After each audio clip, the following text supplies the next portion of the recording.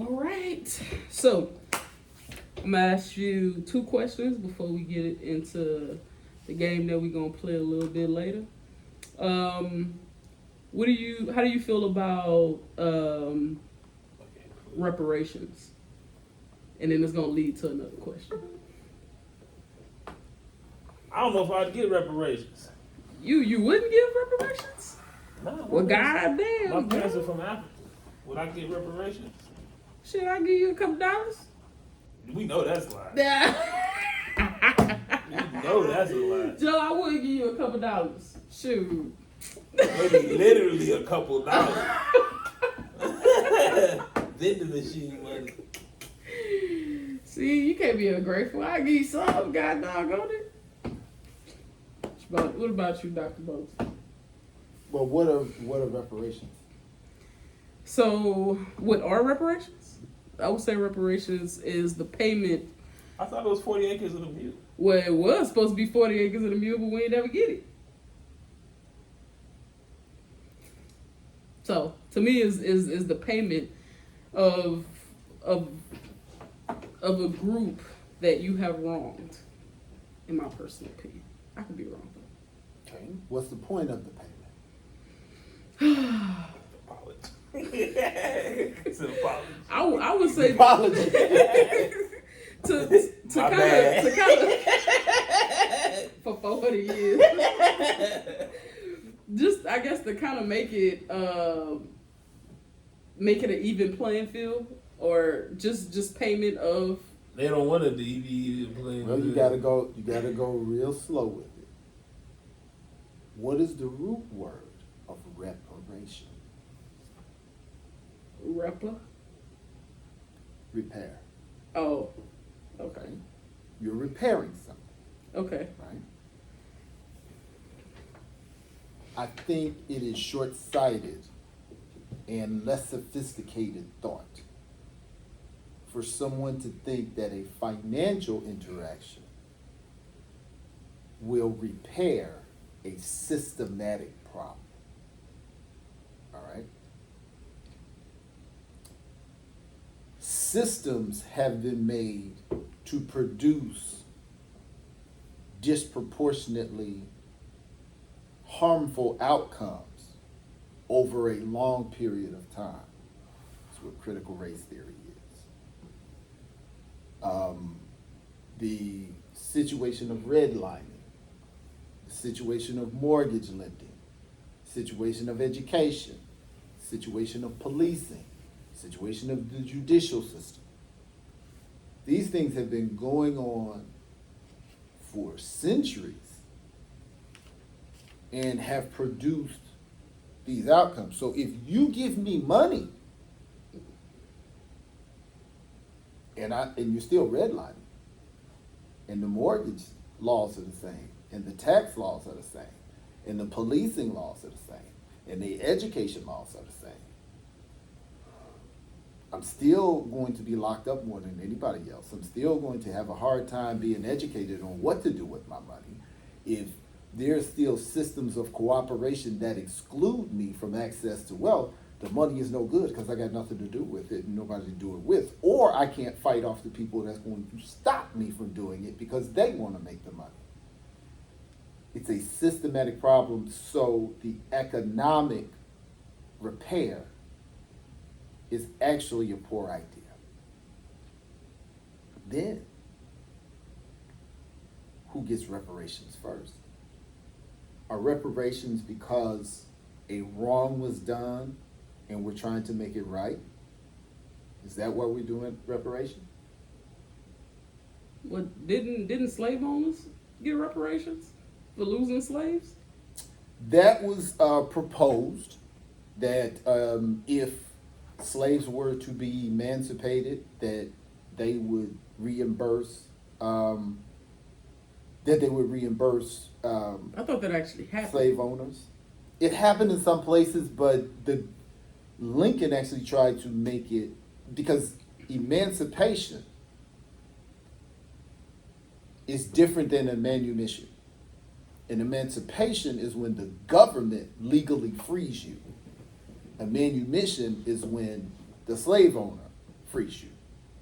So you can get freed through manumission, like some people when they die said, slaves go. There weren't as many emancipations, because that's what the whole Civil War was about.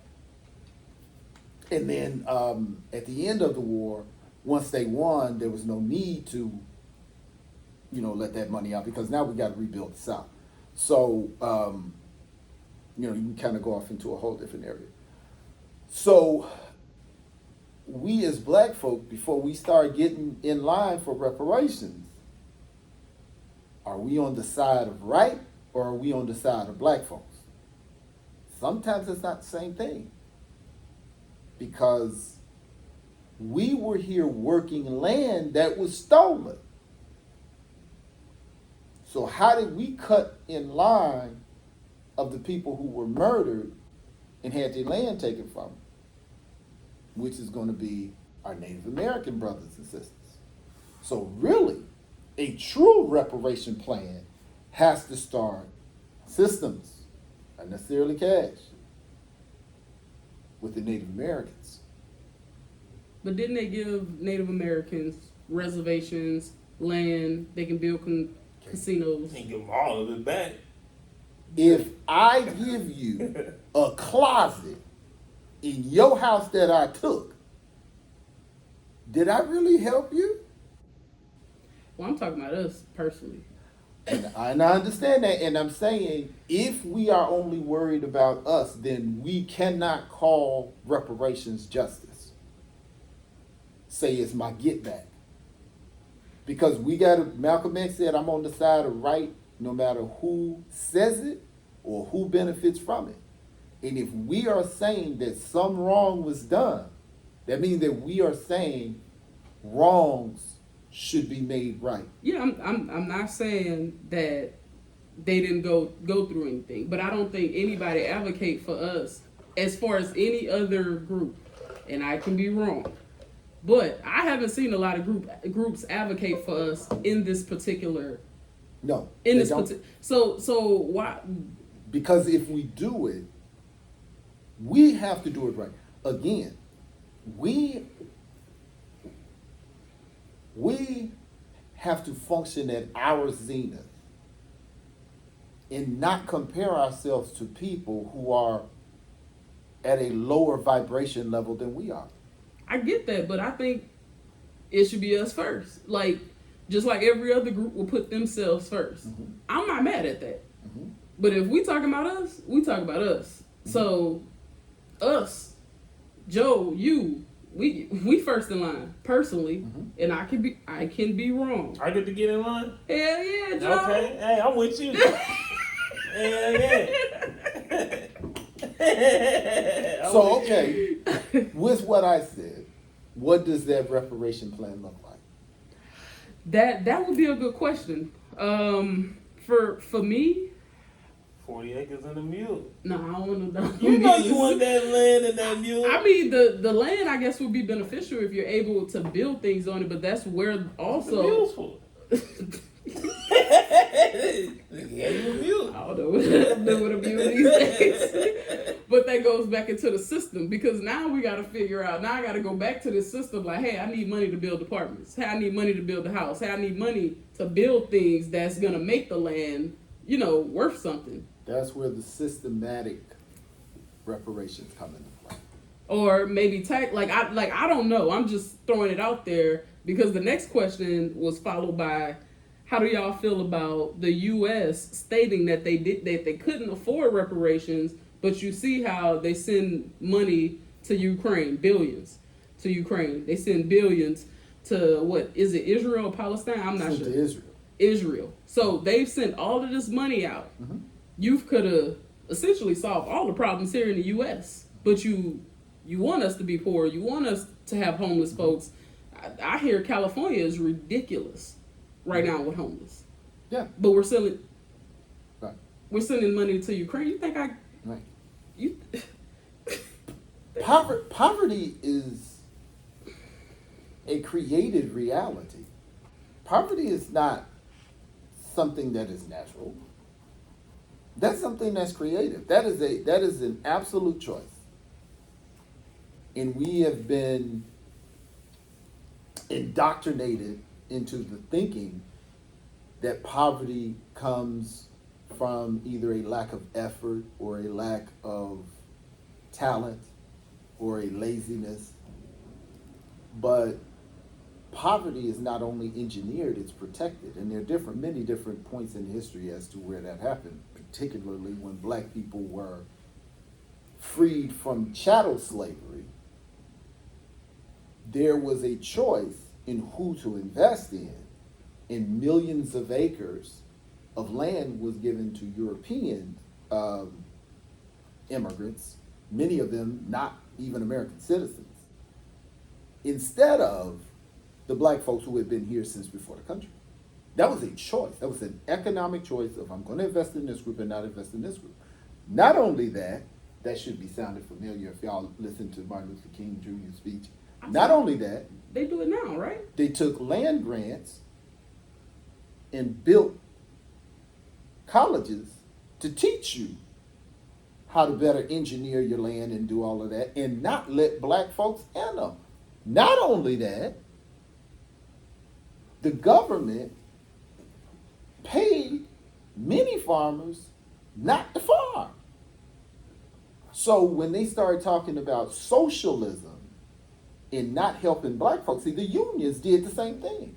The unions built up the white middle class. And then when the black people and the Latino people and the women were allowed into the union, then it became a bad thing that lazy people want. But where I'm saying, as far as reparations are concerned, this has to be a systematic access to wealth. And how it's done, it doesn't cost the U.S. anything. And it can be done at the same time. You say, okay, whatever we use for the time period, but it has to build into the generational experience of that group. Native Americans should not be paying taxes to the United States government and receive all the rights and privileges of being a citizen. They should have the same health care that Congress has. They should not have to pay at any educational institution. They should be able to get business loans and home loans as long as they qualify, but no interest. So would you say the same thing for us? Would that be something that I would say would reparations look like that for you, for black people? reparations would be systematically like that. The only difference would be geographically, because if I took your land in this part of the country, that's where your reparations are. Okay? Now, you can choose to live over here and not take advantage of it. But if you're a Seminole Indian, your stuff is in Florida. If you are a Shoshone Paiute native, yours is in Northwest, part of the state. Cherokees, that's Southeast Cherokees. Anyhow, so if this be a period for 100, 150 years. Now, why? Me doing it it has to be done long enough to reverse what happened. So if since 1600s, Native Americans have not been getting resolved and the issues in their community has manifested to now, it's going to take that long to get it out. So whereas black folks wasn't even here when they started doing it, because black folks didn't get here until 1619. The assault on the native started in the 1400s or the 1500s. Their time span would be different. there's a degree that they cannot be repaired because black folk are still here. It's not odd to see black people. You don't even see Native Americans on television. You don't see Native American politicians. You don't see Native American. The exclusion of this group is even greater than ours. Then after us, we got to talk to Mexico. Because the whole third of the country was taken in the Treaty of Guadalupe. Talk about us. You ain't down to help Mexico, Rihanna? I ain't against it, but we come first, just like they would say. No, I'm not opposed to righting any wrong completely. I'm not saying that these groups didn't get it wrong. I think each group has gotten wrong in some way from Europeans, right? But I believe it is a history of some type of exchange or payment, but not necessarily when it comes to black folks. Like, I haven't heard of anything, reparations, free college, like anything. So we haven't gotten jack squat. And I'm not opposed to, hey, help the Mexicans, help the Indians. I'm cool with all that. But guess what? Help me first. We talk about us. I'm for my people first. Just like they will say the same thing for their people. And I ain't mad at it. So. But again, who are we striving to be? Are we striving to be the best of who we are? Are we striving to be right? Are we striving to be what we behold? That's a decision that we would have to make leading this charge. It's not enough Native Americans to be heard. History and politics and our culture has made it easy for us to ignore the presence of the Native American. In this day and age, up until extremely recently, we had a major NFL team called the Redskins. And that bothered nobody. If there was a team called the New York Niggers, Well, it was this one football team in Texas called I think the mascot was Cotton Pickers, I believe. And everybody flipped their shit. but that's what I'm saying. It's, it was here since recent. It was some high school in Texas, and the mascot was they were the Cotton Pickers, and I'm like, huh? Like, how you even? Well, again, if we can formulate a system that technically should not require an order because it's systematic. It's not money got to go out. It's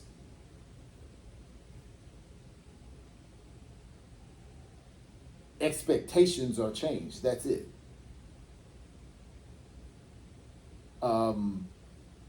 The same activity that was done to build white America, it's all being done to build, it's the financial floor for these other groups. The same thing. White people were given these same opportunities for decades and shunned it once they had it. So you say, well, where's the money? Okay, keep sending the money to Ukraine. Keep sending the money to Israel and any other place that we don't know that billions, hundreds of billions, I don't understand that. School loan debt, gone. $100 billion? Oh, yeah. Homelessness is $20 billion. Oh, yeah. That's what I'm saying. We have the ability to fix everything There's people here. with that. Yeah. Everything here. So do you think that... What is the value of having homeless people to the government? I don't understand that. The wealth goes up. See, again, It's going out. the sum of again, money is not real. That's true. Okay. It's not real. Somebody has made that up and everybody just agrees to it. It's paper. They just print it. It's not real. So they're purposefully denying basic human necessities out of a system of greed.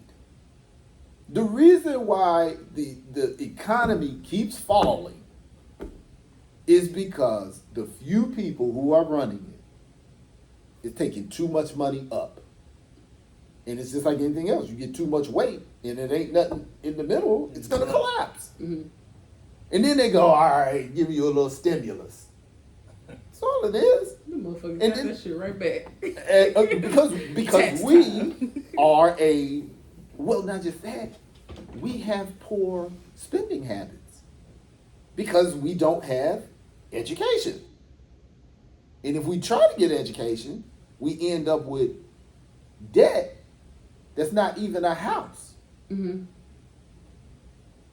So, yeah, it's a system of greed based on nothing that keeps collapsing because too much goes up and there's nothing to hold it and it drops down. And what do? They put more money into the system, probably by a short tax of the rich. At one time, the wealthy was taxed at a 90 percentile. Damn. 90? Damn, I wouldn't even want to be. What's the point of working? Yeah. Because, I quit. because think I about it. quit. Think about it. If you got- 90%? Just tell me I don't get it. okay, but wait a minute. If you get 100 million and the government takes 90, how much do you have? You have $10 million. Who is going hungry on $10 million a year? And the only way you can make 100 million is if all of these people did whatever role they played in. Why are you getting the lion's share of that 100 million? Now you're getting 50 because now you tax all the way down to 50%. But all of these people are doing the work. They're doing the management. Man, they're they doing gotta- the moving of the product. They're Out doing of 40 grand a year, man. And some dinner. That's what I'm saying. Trash. So people who cannot spend 10 million a year is setting the laws to have 50. When I can't spend the 10. How many rooms do I need in my house? I can only be in one room at a time.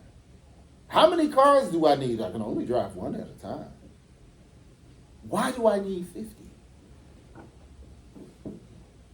That was the original logic. Because all of these people are involved in your process, we're going to take that out. Give you way more than you need. That's not what because this dude is making 18,000. You're getting way more than you need. We got 18,000 versus 10 million. And this is a year. So if I play my cards right, I'm going to have 100 million saved in 10 years. It was the greed of, no, I want more, no, I want more. I'm acute. I forgot where I heard this, but it said if scientists were studying monkeys, and the monkey was getting more bananas than he could eat, and all of the other monkeys were starving, we would test the monkey that was getting all the bananas and keeping the bananas to see what was wrong with the monkey. When people do it, we put them in Forbes.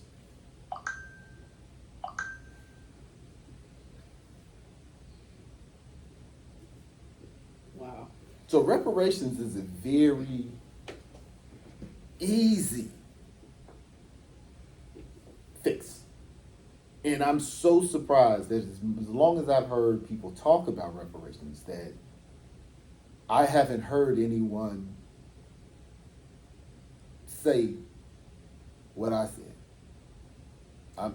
I definitely think there, like, if there ever was to do it, where it's like a financial incentive, like, hey, here's a sum of money, I definitely think that there needs to be some type of education. So, like, don't go buy no goddamn chain, no damn sneakers. Like, let's figure out how to buy land, invest in stuff, work together. If you have no,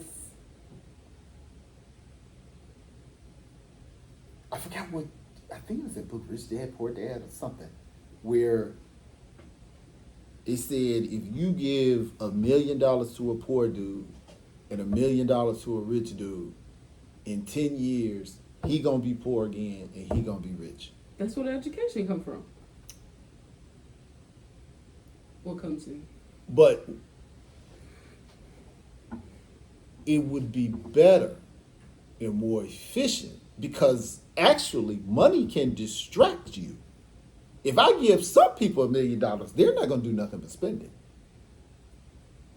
it. I'm not going to go to work. I'm just going to, But if I give you the opportunity to build your wealth, that even silences the mad, poor, white, and middle class white person that feels that they're getting a zero sum. For you to get something, I get nothing. For you to gain, I have to lose. But if what you're given is an opportunity, you can either turn this opportunity into $1 billion, or you can turn it into 100,000, or you can turn it into 20. It's dependent on your investment in yourself in maximizing your opportunity. That's different. And the first generation to experience that will probably be the least productive with it.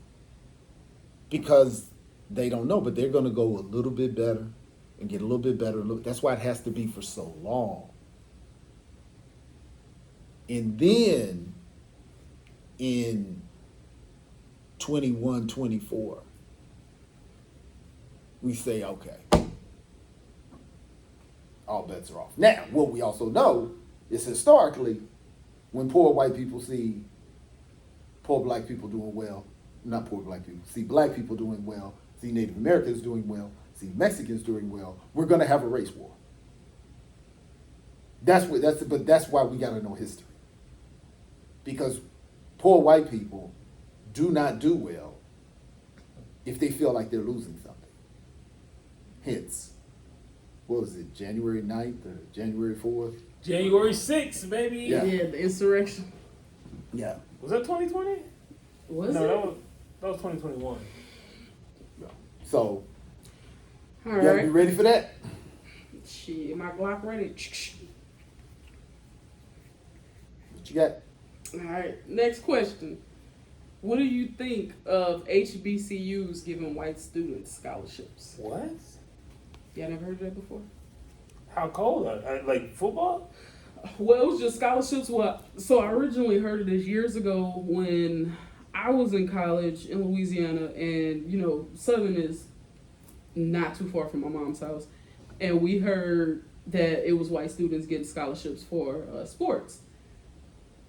Now, I ain't opposed to white students getting scholarships for sports. I was just surprised that it was happening at Southern. You know what I'm saying? I'm like, dude. Man, that kid better be the white LeBron. Yeah. He Or better be it all was- white LeBron. It was a minority scholarship, I believe. Yeah, because in those situations, technically they're the minority. Nah.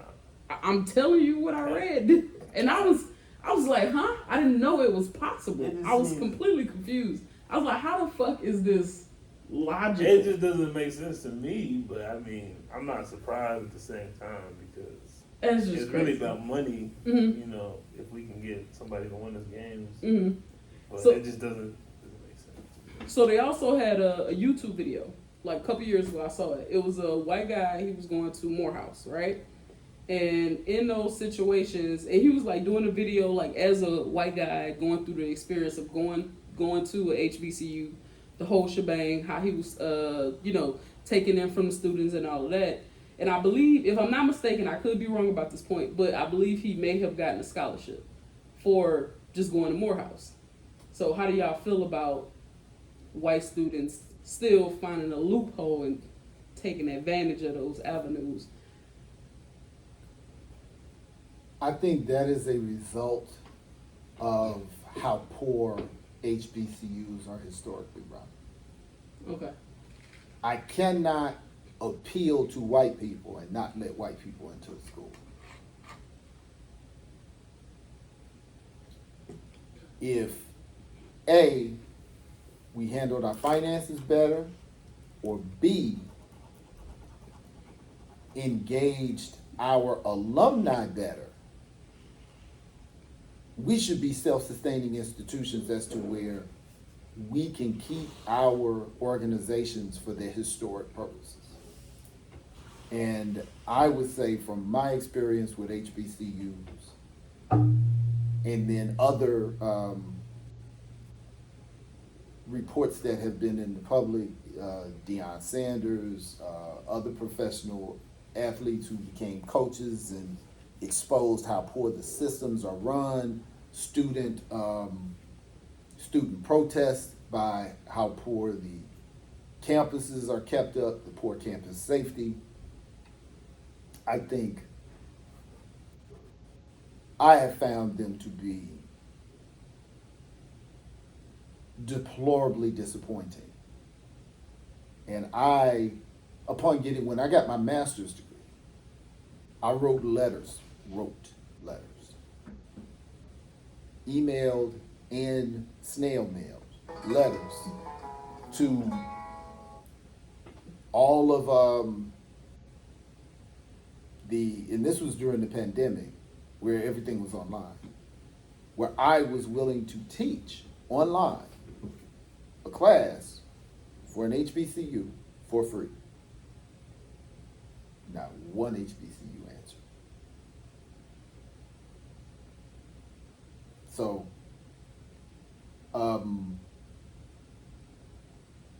many people I know, and I know people that work at HBCUs. I've had somebody go to the history department and say, hey, this person has some Langston Hughes memorabilia that they would like to donate to the university. Can you call them? Nobody ever called them. So people trying to go to school there and can't get nobody to answer them, or you ask them, questions about their university and they say it's on the internet. The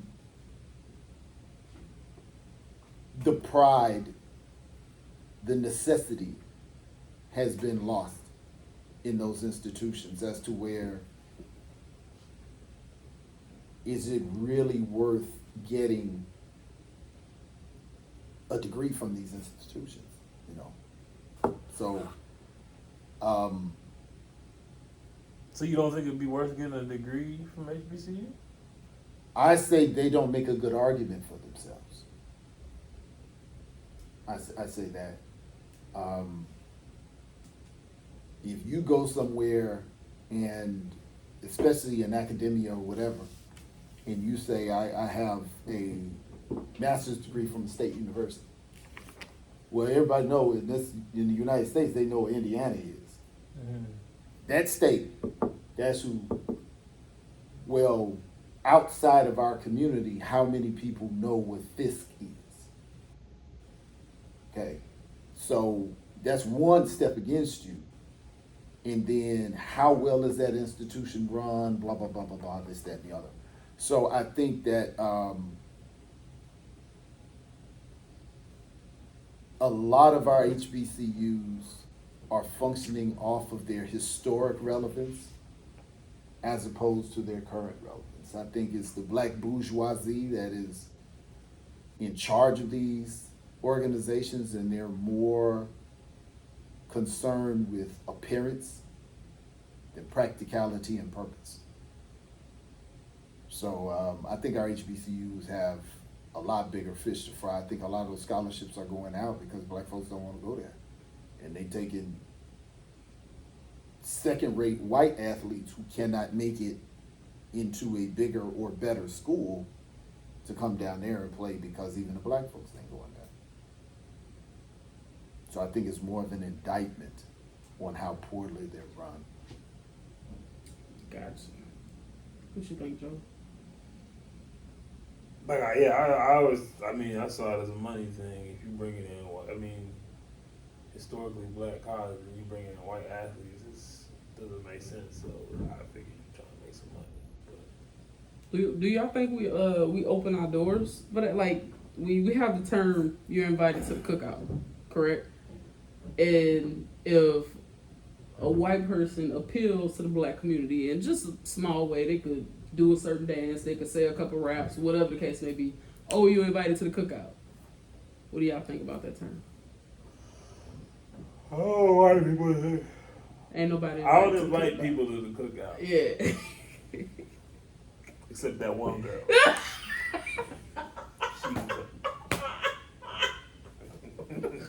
One. Joe, She stole off on another white girl. I was like, you know what? you right. You can come. Don't say nothing, but you can come. But I mean, if you date outside, if you interracially date, isn't that an automatic invitation to the cookout?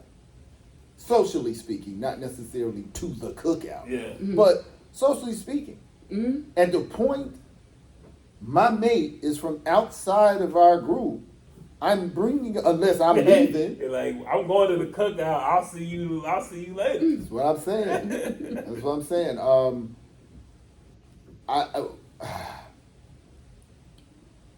I think there's generally an agenda when black folks do that.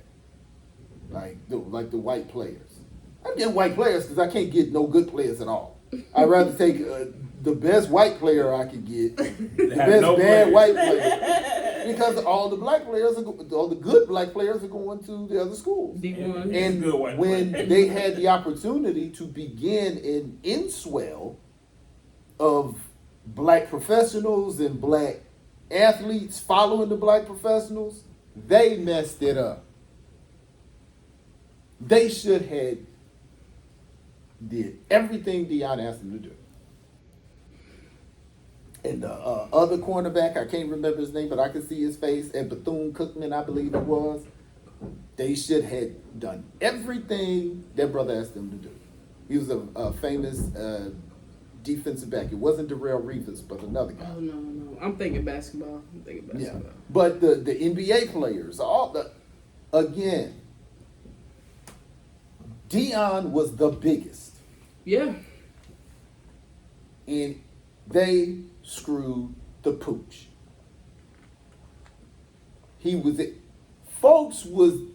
They had to change their schedule because everybody was tuning in and selling out, going to their games. Dig, I'm gonna tell you how big Deion was. I started looking at investment properties in Mississippi, Jackson, That's what I'm saying. just because that's only because Deion is there, which means you're gonna have more people visiting Jackson. Nobody fucking People visits. were. Yeah, nobody visits. They were Mississippi. going to the game. Dude, you know how many times I've been through? I ain't even stopped for gas if I couldn't. Hell no, I ain't gonna stop in no damn Mississippi. But Deion was there. I was like, okay, cool. More people gonna be here, which means Television, press, you got an ability to make some money if you have an investment property. Airbnb. Yeah. Now, I was like, shit, I'm glad I I ain't figured buy. he would have left eventually. Yeah. But even then, why do you think Nick Saban didn't leave Alabama. the schools that he was at for a very, very, very long time? Because they knew his value. You don't argue with Nick Saban, Joe Paterno, until he had that, deal that went on. The dude had been at that school for forever. My school, the basketball coach from Indiana University, threw chairs at people. Through Chase. Oh yeah. Oh, he was nuts. Bobby Knight? Bobby Knight. I'm on it with you anyway. Oh yeah, bro. He choked folks out, and everybody said he was racist. And then his son was on the team. He choked him too. He did. Look it up. Yo, he was. Hey, Look it up. no Dude, discrimination. You know when you playing basketball, and a violation occurs when the clock runs out. You clear the floor. Everybody go to their benches, and the person takes their shots. That happened. Bobby Knight did not like the call. So when the floor was cleared and the person was pulling their shot up, a chair goes across the court. So it wasn't like, that's on video. yes, it's on video. I ain't never Yeah, seen but that shit. I mean, it wasn't like, I don't want you to see this. He didn't throw it out onto the floor. He threw it in front of. Yeah, he threw it across the court. Oh wow. And people said, what? I mean, after they told him, Bob, You just chill, bro. you our boy, but we can. He still kept choking people out. And then the person who finally told on him, well, they was like, dog, we got to do it. We got to get rid of you. And then he came down to Texas and won a whole bunch of games. He's like, we got to let you go. The person who told on him got death threats. That was how invested they were Yo, that's, in the guy who was bringing the money to their university. That was the opportunity for HBCUs to do that. Not only did that school fail, Jackson failed, that other HBCUs around Jackson should have been supporting them to make sure that's it, because a rising tide lifts all boats. Okay, we don't have Deion, but Deion, you played for 100 years. How many people do you know? Can you? they was hating on him. Yeah, They said you wasn't swag, yeah. Go get somebody. and he was the champion of the swag. Well, the guys who were saying that was the guys who was going to lose their job if the Deion phenomenon kept on, because they were looking for another Deion, and you just a and regular. you wasn't D. Yeah, you wasn't Deion. You was just Deion. a regular football playing dude. You was Leon. But that was a squandered opportunity by black bourgeoisie egos that could have changed the trajectory of professional sports. Do you know what would happen if top black prospects went to black schools? That means the shoe companies now have to divest out of the white schools because they're going to go where the talent is. Because I need you in your pro career. I have to divest here because you're not there. I have to invest here. And then guess what? The TV stations. I got to get the most hot players. I got to divest here. I got to invest here. So now where's the NFL money got to go? Not to the universities. The NBA money, not to the universities. Well, what you did actually see was a lot of students, like the sons and daughters of athletes actually started going to HBCUs. Shaquille O'Neal's son, I think Master P's son, Deion Sanders' son, and two sons and daughter. Mm-hmm. Like you just saw a hype and all of that. Mm-hmm. And I don't know where we went wrong with all of that. The black bourgeoisie got caught in y'all owe us. We've been here. It's just like the Divine Nine. You're gonna get us canceled. Most of the people, I have never met a person in Kappa Alpha Psi fraternity that could tell me why Kappa Alpha Psi was started. Not one person. I'm going around, when I see Kappas, I ask them. Because my dude was Ezra D. Alexander III. Ezra D. Alexander was one of the founding fathers.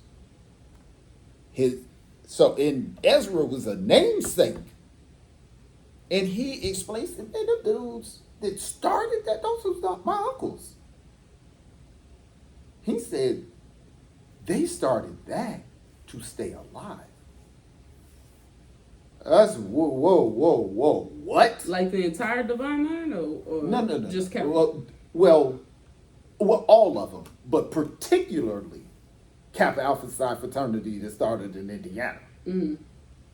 Like the rest is more than likely this is what it was, but I'm telling you what I know about that particular fraternity. Because he said these were black men, boys, so to speak, 18, 19, 20, at the turn of the 20th century, in central Indiana, farm town, not a lot of education, who dared to get education higher than most white people in that area. They was hanging folks. They were protection to get from class to class. His grandfather was a doctor. He was there to be a medical doctor. He would take care of them as they got jacked up. The guy who was the business major was there to make sure all of the guy who was there to go to be a lawyer, they took care of the paperwork and made sure the paperwork together. The business guy made sure that they fundraisers and stuff, did everything. Everybody who was in it actually had a purpose.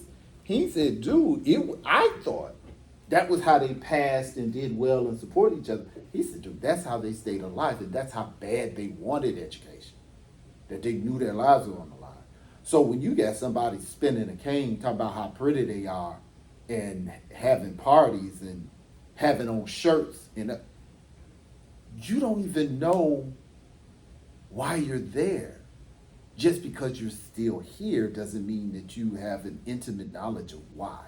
And that's what happened to our black fraternities and sororities. So what if that's the story that they're not necessarily getting? What if that's the story that they're not necessarily getting? That isn't the story that they're getting, but that's their fault. Because Ezra Diop, and I'm just multiplying this, but this is what I know. Ezra was alive to tell them. They didn't ask. He was trying to get into the fraternity, and there was a whole bunch of stuff that had to do with it, but the folks was really doing everything they could to keep him out of it. You got to have a 4-year degree. He was dyslexic. He had a hard time with academics. So rather than say, you know what, for the wealth of knowledge, just like we give honorary doctorates. Mm-hmm. So you're telling me the nephew of the person who started. Grandson. Grandson. Same name, not nephew. Nephew is kind of off. Well, you said my uncle, so I was... No, he said the rest of the guys that started it with his grandfather were his uncles. These were people I knew. Oh, so okay. This wasn't, his granddaddy's opinion. Okay. No, I grew up with all of them dudes. So you're telling me the grandson of one of the guys who started Kappa, Lived in Indiana. They would not let Worked him out the in. state, would not let him in. What? That's crazy. That's crazy. I was going to join. I was going to join in honor of him, just so I could fight from the inside to get him in. Mm-hmm. And when I was talking to the guys down here, when I was going to get in, they were going to let me in for $3,000. I'm like, wait a minute. If I pay you $3,000, I can get in. Mm-hmm. But you're not going to. Then I thought about it. I said, Ezra, and this is probably after 20 years of him trying to get in and everybody making promises. And 20 years. Oh yeah, and he's living in Indiana. Of some stuff that his grandpa's what? Yeah, and I'll tell all that shit. I burned it down. I ain't got it. You ain't got it. You feel me? and I asked him. I said, your grandfather wasn't just a Kappa; he was a Mason, wasn't he? He said, yeah. I said, well, now I can't make Kappa Alpha Psi less than us, but I have full control of you being a Mason. So I got a little bit. I got a little bit of swing, and I made that happen for him. And within three or 4 years of him being a Mason, he passed away. So, yeah. and that meant a lot to him to be in a fraternity that passed through his family. And I was glad I was able to do that. Mm-hmm. But again, historically, I think and I'm sure you can find stories like that throughout the Divine Nine. I thought it was just absolutely horrible. The Kappas in Indiana would have Founders Day and invite descendants of the founders, female descendants, and they wouldn't invite Ezra, who was not only a direct descendant, male descendant, he was a namesake, and they wouldn't invite him. What? So I don't have a lot of use for the Divine Nine. Now, is it their fault? No, because they don't know. That's what they were introduced to, but they also didn't want to know because they did not try to learn better. And again, that's the black bourgeoisie. I got in there, and I'm in the meetings, and they're talking. Now, this is within 5 years ago, so I'm grown with a job and money, and these folks are acting like we were in college again.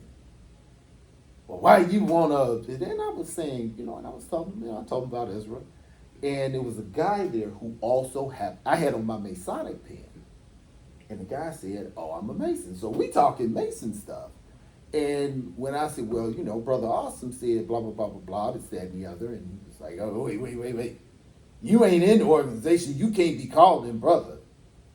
Now y'all, I'm grown. Mm.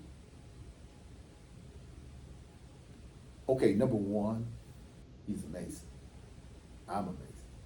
So he's already my brother. Two, y'all own the term brother? What, I'm like, dude, I guarantee you, at the time I was doing well in life. I was like, I could buy and sell you 10 times over.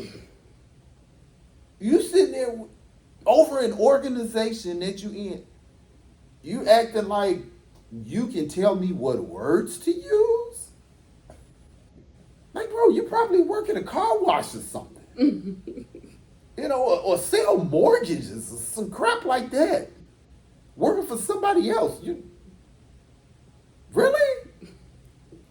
Okay, so which is why I never joined any of the Divine Nine when I was in school.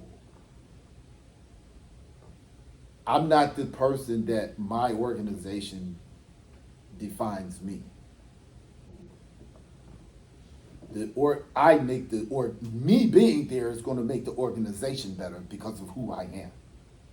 And everybody knew somebody. Like, man, Mike? No. Mike Jones. Who? No. Mike Jones. You go, yeah, like, who? You go, Kappa Mike. Oh, that's the only way you know. But I'm saying that is a huge thing in our community that people kind of miss.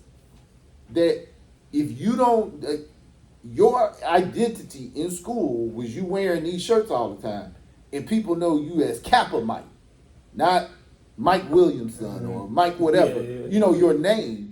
You got to say the name of the organization. Oh, him. Like, no, and how it was brought to me, it was like, oh, you can get girls. That wasn't a problem I had. Oh, you can network to get jobs. I had a job. I had a full-time job before I graduated school. I had a nice car. I had a nice girlfriend. I had a full-time job. And what part of human interaction starts off with you being the worst to me for us to continue functioning together?